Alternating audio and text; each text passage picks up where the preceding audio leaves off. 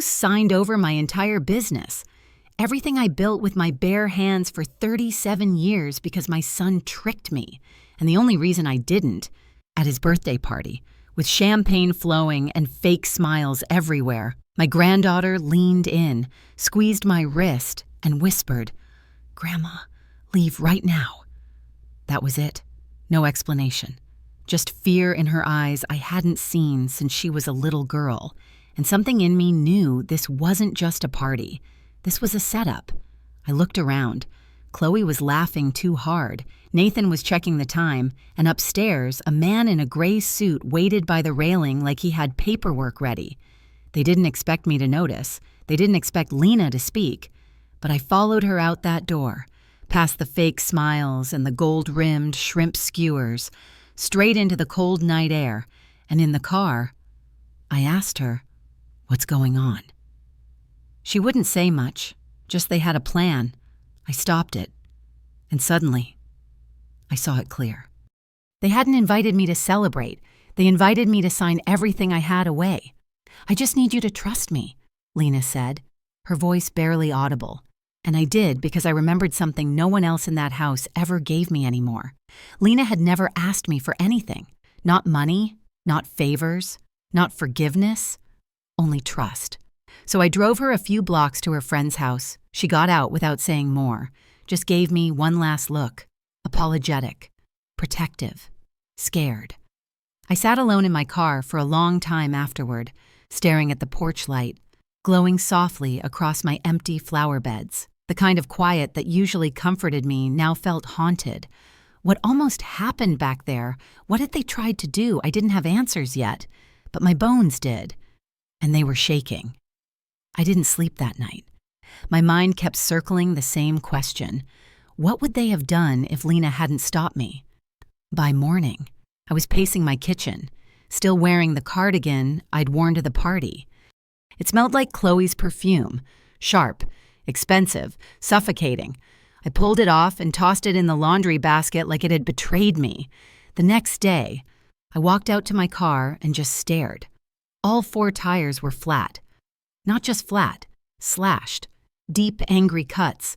Roofing nails sprinkled around like confetti. I bent down and picked one up. It looked exactly like the kind Nathan kept in my shed when he helped with my roof repairs last year. I only let him do it because he begged for a way to earn back trust, and because I was tired, so tired of fighting. I called him that morning. "Nathan." I said, "Someone slashed my tires." Long pause then. Wow, that's random. Maybe some teenagers. No camera saw anything. But Mrs. Langley said she saw someone in my driveway around midnight, said he looked a lot like you.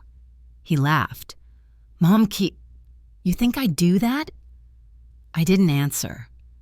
He sighed. "You've been acting weird lately." Weird. That's what he called it. Not cautious. Not upset. Just weird. I hung up. That's when I started seeing it clearly. The party wasn't a celebration. It was a setup. And the tire slashing, that wasn't vandalism. It was a warning. Stay in line.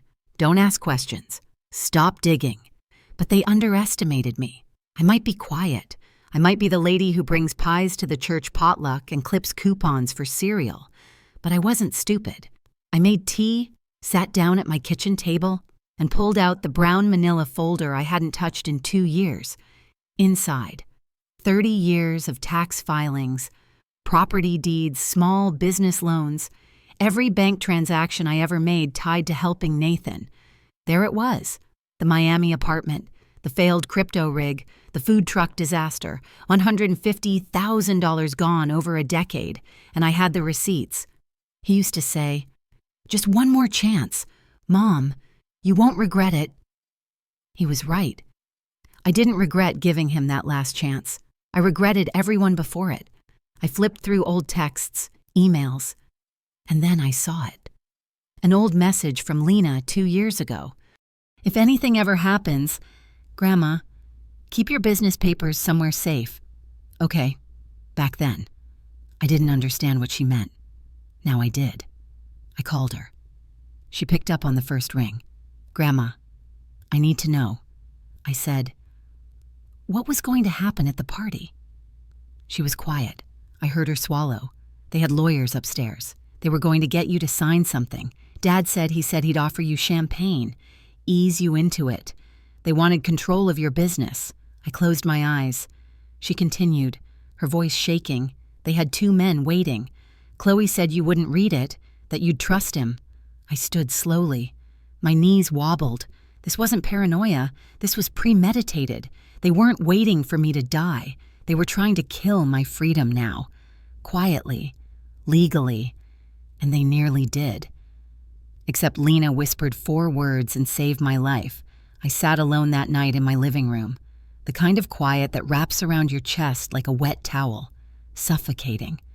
Still, the TV was on, but I wasn't watching it.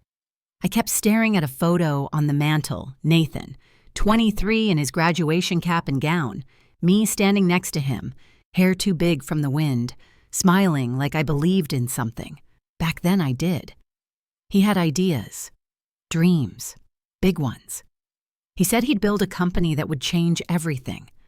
I still remember the way he held my hands and promised, "I'll take care of you one day. Mom, you just wait." I waited and I gave. The first time it was a down payment on a small apartment in Miami. He was moving for a startup opportunity. It fell through in 6 months. Then it was a cryptocurrency venture. I didn't even understand what it was. He brought over diagrams and talked in circles, and I just nodded. That one drained his savings and mine. Next was the food truck. Fusion Comfort Food, he called it. Partnered with a man who's now in prison for identity theft. He lost everything, and I covered the debt just to protect my credit. Each time he'd come back with that same look in his eyes, ashamed, but charming. He knew the script. Just one more shot. Mom, this is the one. And I believed him. Not because he was convincing, but because I wanted to. Because he was my son. And when you raise a child, you don't just raise them, you invest in them, hope in them. You build your whole identity around the idea that they will grow into something good. So every time he failed, it felt like I failed too. But this last time, this wasn't failure. This was theft. Intentional, cold, planned. That was the shift. And it broke something in me I didn't know could still break. I walked to my bookshelf and pulled down the binder I used when I first opened my business 27 years ago. A tiny bookkeeping firm out of my garage. 1 card table, 1 used printer, and 1 ad in the local paper. Now, it had 3 employees, steady contracts, and a name people trusted. I built that. Me, while Nathan played with get-rich-quick schemes and Chloe bounced between new hairstyles and newer handbags. I was waking up at 5:00 a.m. to sort tax filings, and now they thought they could trick me into signing it all away. No, not anymore. I wasn't just waking up from their scheme. I was waking up from years of pretending this family still worked the way it used to, that Nathan was just lost, that Chloe was just cold, not calculated. But Lena, she was different. She had risked everything by warning me. Her parents would punish her for it. Maybe already had. And yet, she did it anyway. That night, I placed the graduation photo face down. I wasn't ready to throw it out. But I couldn't look at it either because it wasn't just a picture anymore. It was a lie I had lived in for too long. It was the invitation that felt like an apology. Nathan called 3 days before his birthday. His voice was softer than usual. He always got that way when he wanted something. "Mom, Chloe really wants you at the party this year. Lena misses you." That last line hit me in the ribs. Misses me I hadn't seen Lena in weeks. Not since the tense Easter brunch when Chloe made a snide comment about my sweater looking vintage in a sad way. Still, I said yes because somewhere deep down, I wanted to believe this might be the start of something better, that maybe Nathan had finally realized what mattered, that maybe Lena's warning, whatever it was, had shaken something loose in him too. The night of the party, I put on my navy dress. Not too formal, not too plain. I curled my hair a little, dusted, on blush I hadn't touched in months. For a moment, I looked like someone who still believed in family dinners and second chances. Their house was bigger than I remembered, newly painted, the lawn manicured. A valet took my car. Inside was something between a wedding and a movie set, catered or a champagne tower 3 tiers high, flickering candles arranged like it was a gala. I felt underdressed and over-aware. Nathan greeted me at the door, hugged me a second too long. "So glad you're here, Mom." He smelled like cologne and anxiety. Chloe appeared, all heels and sparkle. She kissed my cheek and immediately pressed a cocktail into my hand. "Try this. It's pomegranate with just a splash of gin. You'll love it." I hadn't said yes, but there it was in my hand, cold, sweet, and somehow suspicious. I took a polite sip, then wandered toward the far side of the room near the back doors where it was quieter. That's when I noticed it. Nathan kept checking the time. He'd laugh with someone, then glance at his watch, nod subtly, look upstairs, whisper something to Chloe. I watched him from my corner. How he stayed just long enough to be seen, but never too long in one spot. Like a man waiting for a moment only he and one other person knew about. Something was off. The guest didn't match the man I knew was struggling. Nathan hadn't been able to afford toilet paper last month. He'd called me about it, sounding humiliated. So, how could he suddenly afford a party like this jazz quartet, signature drinks, gold-trimmed name cards on every play setting? It wasn't just expensive, it was theatrical. I looked around for Lena. Couldn't find her. Just more people in tailored jackets and heavy perfume. Then Nathan appeared again. "Mom," he said, touching my arm lightly. "Come see the upstairs renovations. We've done some amazing things. I want your opinion." I opened my mouth to respond, but stopped because Lena appeared out of nowhere. She stepped between us, looked up at me, eyes wide, unblinking, and said, quietly, "Please, don't go upstairs." Her voice was barely audible over the music, but it cut through everything else in the room. Then she grabbed my hand tightly. I didn't ask questions. I just followed.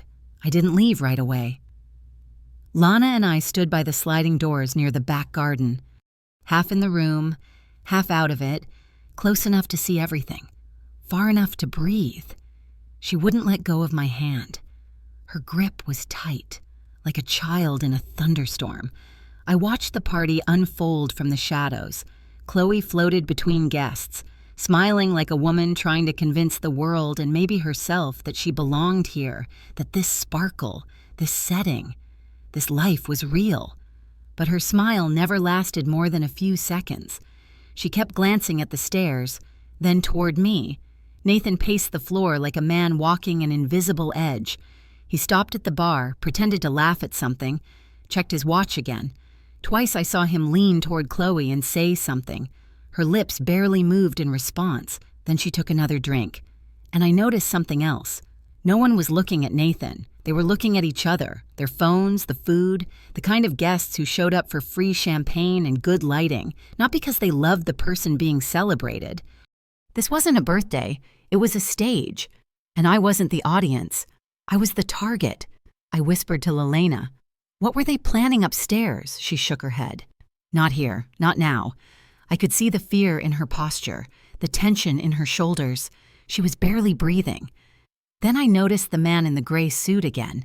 He'd come downstairs, was now standing in the far corner near the hallway, talking to a second man I hadn't seen arrive. Both held folders, legal folders. They didn't touch the drinks, didn't mingle, didn't smile. That's when I felt it in my gut, deep and cold and certain. They were waiting for me to get comfortable, to get soft, to get drunk, to let my guard down. I leaned closer to Lena. If I'd gone upstairs. She looked at me and her eyes filled with tears. She didn't say a word. She didn't have to. I saw it all. I saw how far Nathan had fallen. I saw Chloe's desperation, how hard she clung to the illusion of wealth.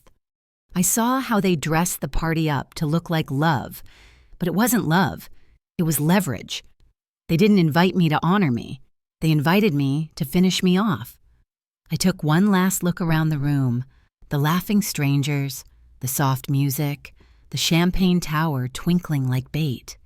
Then I turned to Lena and nodded. We didn't say goodbye. We didn't need to. We just walked out the back door, down the stone path, past the string lights and the rented fountain.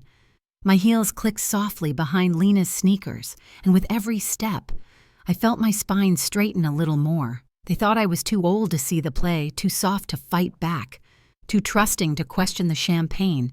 They were wrong. I didn't sleep that night. I didn't even lie down. I stayed at my kitchen table with a legal pad, 2 mugs of tea gone cold, and a rising fire in my chest I hadn't felt in years. The kind of fire that says, no more. By 3:00 a.m., I had every manila folder spread out in front of me.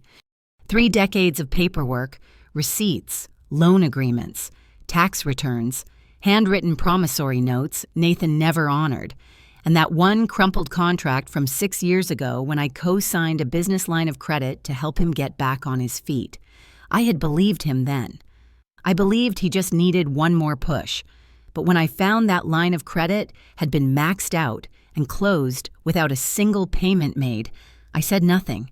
I remember crying into a dish towel Selena wouldn't hear. I didn't even confront Nathan. I just paid it off because shame can feel heavier than rage. But now I wasn't crying. I was documenting.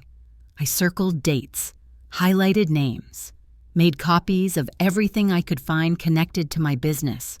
Ownership records, EIN, registration, tax ID, and the operating agreement I had rewritten by hand. After my late husband passed, I wasn't just trying to understand what they tried to do. I was gathering ammunition, just before sunrise. My phone buzzed. "Lena," I answered immediately. "Sweetheart." Her voice was hushed like she was hiding. "Grandma, they were gonna do it. They had 2 men upstairs, lawyers. Chloe told them you'd be in a good mood after the champagne." I closed my eyes. "They had papers ready," she said, "to transfer your business into a new holding company, one that Dad controls." I nearly dropped the phone. It wasn't just a plan. It wasn't something they were thinking about doing. They had already started. I gripped the counter with my free hand. I overheard them rehearsing it. Lena whispered, "Dad said if you signed, you'd never even realize it until it was done. Chloe said your memory's been getting patchy and that it would hold up in court." My knees buckled. I sat down fast before I collapsed. My son, my own son, was preparing to paint me as mentally unfit just to steal what I built, to the rest of the world. I was still the nice grandma who handed out chocolate chip cookies and paid for everyone's dental plans. But to him, I was a signature, a doorway, an inconvenience to be legally removed. I could feel my heartbeat in my teeth. "Thank you for telling me," I managed to say. "I'm scared," she whispered. "They're going to know I warned you." I steadied my breath. "You did the right thing," I said, "and now it's my turn." We hung up. I stared at the phone like it had become something new, a weapon, a lifeline. I reached for my business file, tucked deep in the bottom drawer, the one with the incorporation date, my official title, and the original signatures. Still intact, still mine. Not anymore. Nathan, not anymore. The next morning, I didn't put on grief. I put on armor, navy slacks, pressed, pearl earrings. The same gray trench I wore to court when I fought for custody of Nathan all those years ago. I looked like someone who belonged, and I had a plan. Chloe worked at a sleek firm downtown, Pinnacle Financial, wealth management for people who already have too much. She'd always bragged about her client portfolio, but she never once mentioned how she got it. Now, I had a feeling I was about to find out. I walked into the lobby at 10:12 a.m., clipboard in hand, posture tall. The receptionist barely glanced up. "Can I help you?" I put on my warmest, most clueless grandma smile.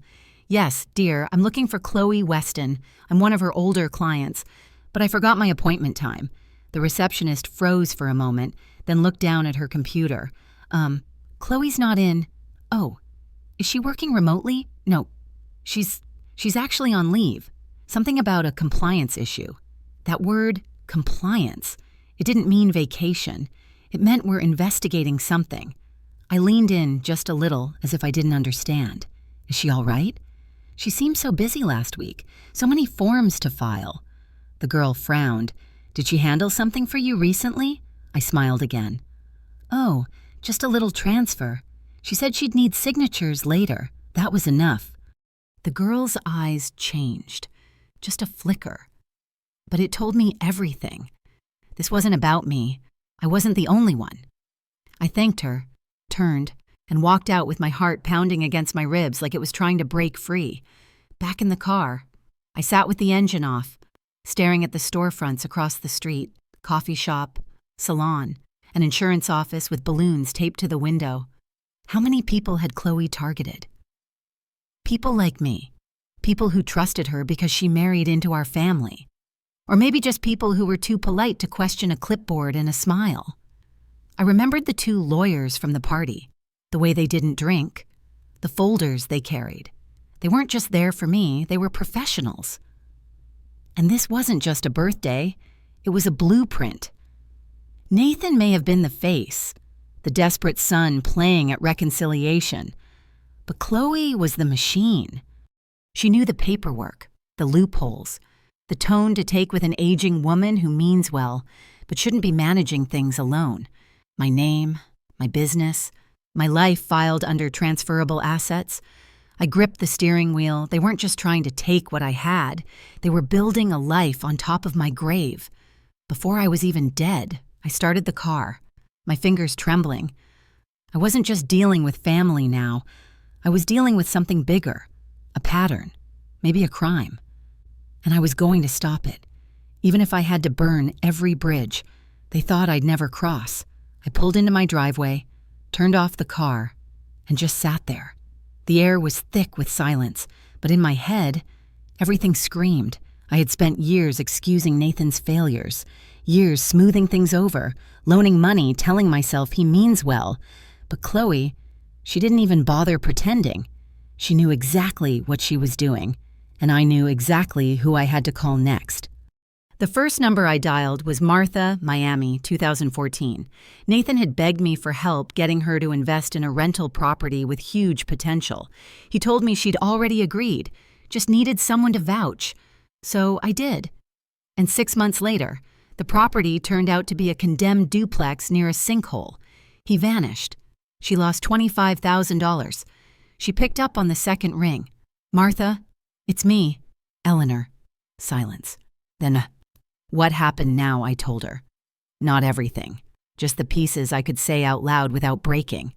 She didn't hesitate. You need backup, I'm in. Then I called Diana. The crypto disaster. Nathan had convinced her it was the next big thing right before the market tanked. She had to sell her car to pay her mortgage. When I said his name, she laughed short and bitter. Let me guess. Another scheme. I told her about Chloe, the lawyers, the business transfer. She went quiet, then said, "Send me everything." Next was Patricia. Sweet Patricia, who once loaned Nathan money for a food truck and ended up with a lien on her house. She still answered like I was family. I told her the whole story, how they nearly got me to sign, how Lena stepped in, how I had folders full of documents but needed more. Patricia didn't just agree to help. She told me something that made my skin crawl. I work with a woman whose father's estate was drained by a financial advisor named Chloe. Same last name, different state. My breath caught. It really was bigger than me. This wasn't just my family's collapse. This was Chloe's career. And Nathan. He was just the idiot she dragged along behind her. That night, I scanned every document I had and emailed it to the women. I labeled folders. Property, forgery risk, text evidence, past loans. Each woman responded with her own files, notes, screenshots, old text messages from Nathan with the same lines. This one's different. Just one more push and I'm there. Help me prove myself. It was like he had a script. We shared everything, built a timeline, a pattern. It wasn't just heartbreaking, it was prosecutable. By midnight, I was no longer alone. I was part of something stronger than grief, a reckoning. I sat back in my chair and let the weight of it settle in. My house was quiet. My tea was cold. But for the first time in weeks, I felt solid, planted. They had tried to make me doubt myself, my memory, my mind, but now I had proof, and I had witnesses, and I had women who still carried their scars, but were finally ready to fight back. The next call from Lena came 3 days later. It was just past noon. I was clipping dead leaves off my rose bushes when my phone rang. I saw her name and my heart dropped. I picked up quickly. "Lena." Her voice was low and fast, like she was talking through a crack in a door. "They're fighting Grandma bad." I stood up straight. "Your dad and Chloe." "Yes." He yelled at her this morning, called her reckless, said she went too far at the party. He kept saying, "I told you not like that." She said something about fixing it fast before my mom wakes up. That's how they talked about me, like I'd been sleeping through my own life. Lena continued, her voice barely above a whisper.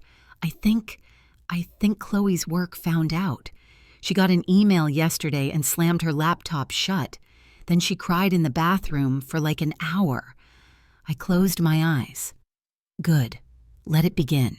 Let them feel even 1 ounce of what they put others through. The panic, the loss, the shame. They're blaming each other now. Lena added, Dad keeps saying this was her idea. She said he wanted the business that she just helped. Of course they did. Cowards never fall alone.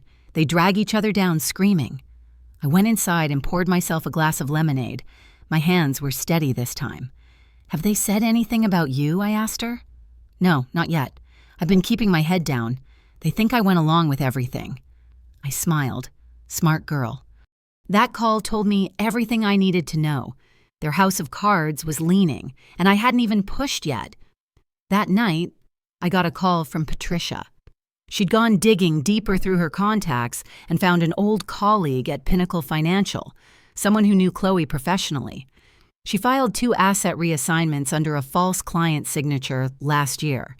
Patricia said one of them was reversed. The other wasn't. That client is still trying to sue, but Chloe had protection back then. Had, I said quietly. Exactly, Patricia replied. Not anymore. Word is her name showing up in risk reports, internal flags. It was all happening faster than I thought it would because the thing about people like Chloe is they don't plan for fallout. They plan for applause. She thought I'd sign, smile, maybe get confused and thank her later. Nathan thought I'd cry for a few weeks and forgive him again just like I always had. But I didn't cry. I documented. I shared. I prepared. The next morning, I took a photo of my business registration, the folder of gathered evidence, and the original operating agreement with my signature in black ink. Then I texted it to my lawyer along with one line. Let's make this official. It came through email. No subject line, no greeting, just a message from a name I didn't recognize, a solace. Inside were 3 attachments. The first was a scanned document, a business asset transfer form filed under my name, signed by me, except I never signed it. The second attachment was worse. It was the application to form a new LLC titled Weston Legacy Holdings. Nathan's name listed as managing director filed 2 weeks ago. The third attachment, an internal compliance note from Pinnacle Financial, flag discrepancy in signature authorization. Client Eleanor J. Weston appears unaware of recent filings. Escalation pending. I sat very still. The screen glowed cold against my face. They hadn't almost stolen from me. They had already started behind my back, beneath my nose, using my name, my trust, my silence. They had forged my signature, filed real documents, opened a company under my son's name, using assets that belonged to me. And Chloe, she didn't just help, she led it. This wasn't sloppy, it was professional. It had templates, timestamps, tracking numbers. They had practiced, planned, anticipated my confusion because they never thought I'd question, never thought I'd see the threads, never thought Lena would speak, and certainly never thought someone inside Pinnacle would betray them. I called Patricia. I got proof. I told her. Her voice cracked with something close to triumph. So did we. Martha had confirmed another falsified document. Diana found her name listed as a silent investor in one of Nathan's bogus LLCs from 2018. We hadn't just built a case, we had a damn library. I called my lawyer, Stephen, quiet, sharp, and methodical. He didn't gasp or flinch when I forwarded him the files. He just said they're in trouble and they're not going to like what happens next. Good. I didn't want them to like it. I wanted them to feel it, every bit of what they tried to make me feel. Used, discarded, powerless. Stephen drafted a cease and desist that same day. He also filed notice with the state board for Chloe's industry, submitted the forged documents, notified their firm's legal department, attached sworn statements from me and Lena, plus everything the other women had sent. We didn't just build a wall, we built a trap. And now I was done waiting. I picked up the phone.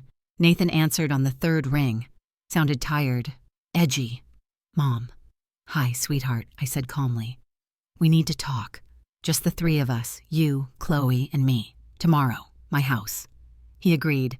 I cleaned my dining room that night like it was sacred ground, wiped the table twice, polished the teacups, laid out cloth napkins like I was hosting a church lady luncheon. The scent of lemon oil filled the room. But this wasn't a social call. It was a reckoning. In the center of the table, I placed a small stack of documents, the cease and desist, the evidence binder, a neatly typed list of violations. My lawyer, Stephen, arrived an hour early. He came through the back as planned. No briefcase, no tie, just a soft-spoken man with a steel trap memory. He sat quietly at my kitchen table with a cup of coffee, reviewing his notes while I reheated a lemon loaf. It was surreal, offering pastries to a man who was about to help me dismantle my own child's lie. But that's the thing about motherhood. You get used to making uncomfortable things look polite. At exactly 3:00 p.m., I heard their car. Nathan walked up first, shoulders back, wearing a crisp shirt he hadn't ironed himself. Chloe followed in black sunglasses. Despite the cloudy sky, they looked like a couple walking into a will reading, which, in a way, they were. I opened the door. "Mom," Nathan said, half smiling. "You look nice." "Thank you." "Come in." They sat at the dining room table like they'd done dozens of times before, but this time, the air between us was different. Chloe glanced at the documents in the center, her jaw clenched. Nathan looked around, trying to play casual. "So, what's this about?" I poured the tea. "Let's talk about paperwork," I said, gently placing a porcelain cup in front of each of them. Chloe didn't touch hers. I sat down across from them, and for a moment, I looked at their faces. My son, the boy I once held through night terrors, the man who now filed fake documents to steal from me before I was cold in the ground, and Chloe, his mirror, all ambition, no conscience, her expression tight, eyes flickering from document to document. Already calculating an exit, I let the silence stretch. Then I slid the cease and desist forward. Nathan stared at it. "What's this an end?" I said, "to whatever you thought you were getting away with?" His mouth opened, but Chloe spoke first. We were going to talk to you about it eventually." I tilted my head. "Talk to me about falsifying my signature, about opening a company under my son's name using my business assets." Her face twitched. Nathan shifted in his seat. "This is being blown way out of row." I cut in calmly. "This is what it looks like when people finally say no to being manipulated." I stood, walked to the kitchen door, and opened it. Stephen entered, quiet, professional, and holding a folder. Nathan's face drained. Chloe finally took off her sunglasses. And I finally stopped pretending I didn't see what they were. Nathan looked like a boy caught with his hand in the cookie jar, except the jar was my life savings, and the cookie was my name on forged documents. He leaned back in the chair, arms crossed. "You ambushed us." "No," I said, voice steady. "I invited you to talk." Stephen placed the folder gently on the table. "Miss Weston has reviewed all documents tied to Weston Legacy Holdings, including the ones filed without her consent." Chloe didn't blink. She reached for her purse. "We didn't file anything yet. Would you like to see the timestamp documents?" Stephen asked, flipping open the folder. Chloe hesitated. Her hand froze on the clasp. I looked her dead in the eye. You forged my signature. Chloe. Or had someone do it. That's criminal. Nathan jumped in. Mom, we never meant to hurt you. Number. You just meant to replace me. He exhaled hard like he'd been holding back something. It wasn't like that. We just thought it would be easier if the business was in my name. You're getting older. There it was. The script. The gentle phrasing of betrayal. I raised my voice, not loud but clear. Don't you dare hide behind my age. I've run that business longer than you've kept a job. Stephen slid a second paper across the table. This is a statement of intent to pursue civil damages if further unauthorized activity occurs. You've been formally served. Chloe's lips parted slightly. I could see the calculation flicker behind her eyes. She wasn't used to losing. Then she reached for the paper. Nathan, she said sharply. Say nothing. He looked stunned. Wait, what? She turned to him, voice low, but cutting. This is real, and you're the one who said your mother would never press charges. Stephen raised an eyebrow. We haven't pressed charges yet, but Pinnacle's compliance team has been notified, and we've submitted the documentation to the state attorney's office. The blood drained from Chloe's face. Nathan's bravado broke in too. You didn't have to go this far, he said to me barely above a whisper. You're my mother and you were my son, I replied. He flinched. I stood up. My knees popped. I didn't care. Every time you asked for help, I gave it. Even when it cost me. Even when it humiliated me.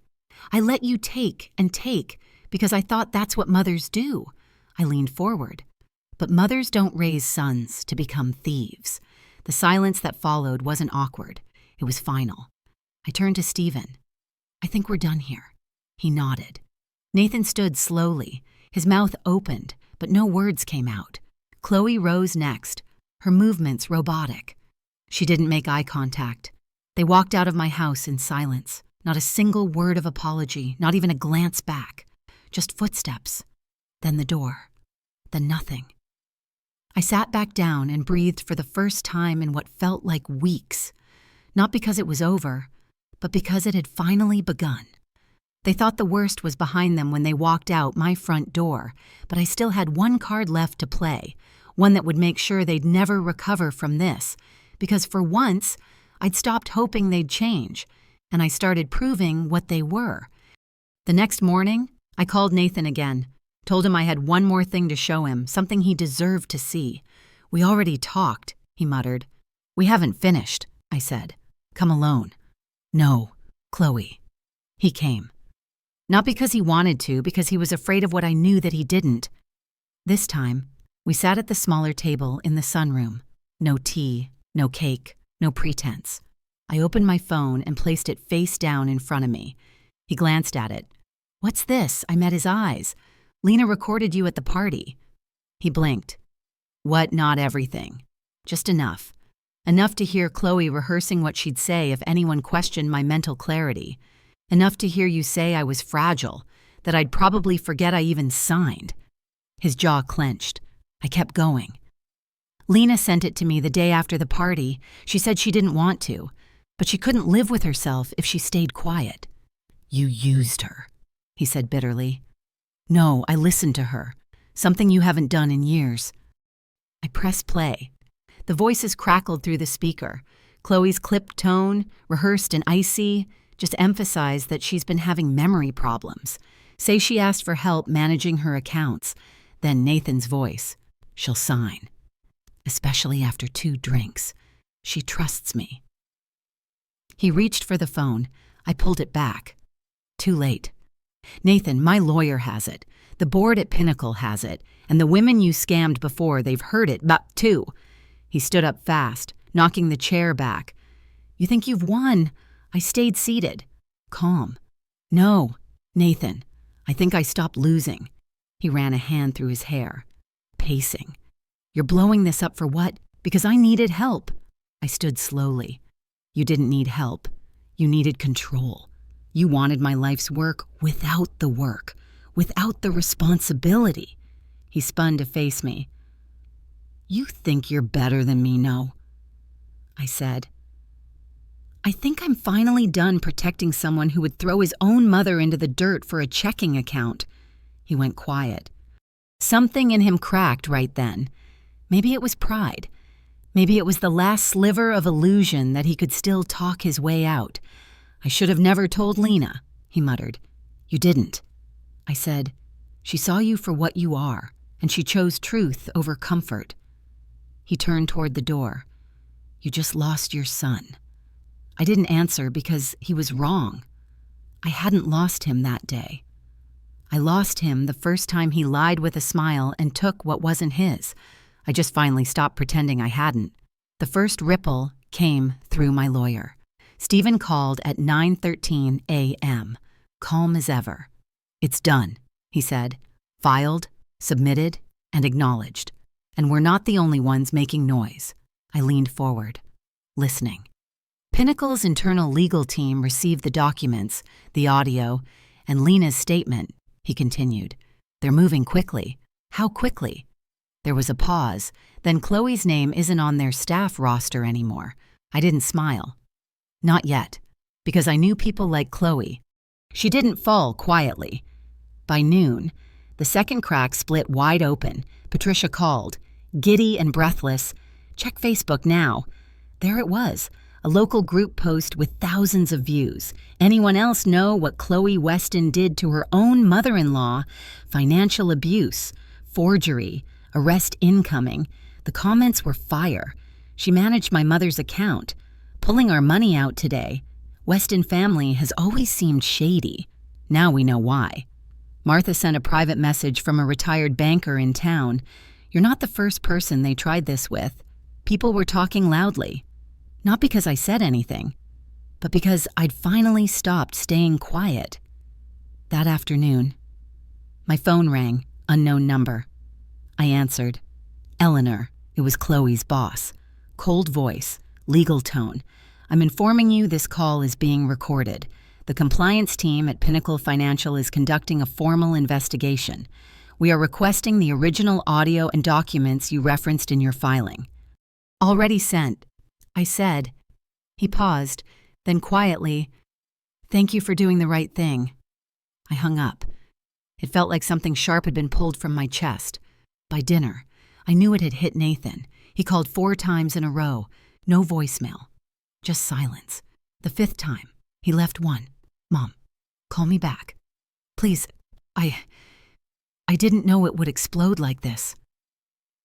Explode. That wasn't the sound of a family breaking apart. That was the sound of his world collapsing because he built it on sand and assumed I'd never bring the tide. I didn't call back. I forwarded it to Stephen, then blacked the number. At 9:07 p.m., Chloe called. She didn't scream. She didn't even fake sweetness. She just said, "You've made this a public spectacle." I stayed silent. Then she spat it out. "You humiliated us." Still silent. She waited for what I don't know. Regret, an apology, permission. I gave her nothing, because the only thing they feared more than exposure was silence. She finally said, "You're going to regret this." And I said, "I already regretted every time I let you talk me into trusting you." Lena stayed with me for a while. Her parents called it rebellion. I called it survival. She helped me box old files, clean out the attic, label storage bins. One night, we sat on the porch, her head on my shoulder, watching the light fade. She asked, "Are you really okay, Grandma?" I thought about it, about the years I'd spent cleaning up after Nathan's disasters, always hoping he'd come home better. About the nights I cried into my pillow because motherhood made me feel like a fool, and about how this time I didn't cry. This time I acted.